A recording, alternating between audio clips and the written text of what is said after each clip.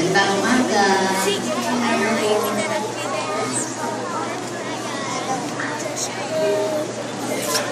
Bilang mga Manileño, hindi likas sa atin na makinig sa ibang dialekto.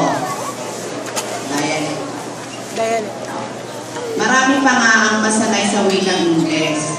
Sa iyong sariling opinion, makasasabay pa rin ba sa modernong panahon ng iba pang dialekto? O wikang tinagis na, lalo na kung mapunta ang nagsasalita nito sa ibang lungsod? Maraming salamat po sa inyong tanong.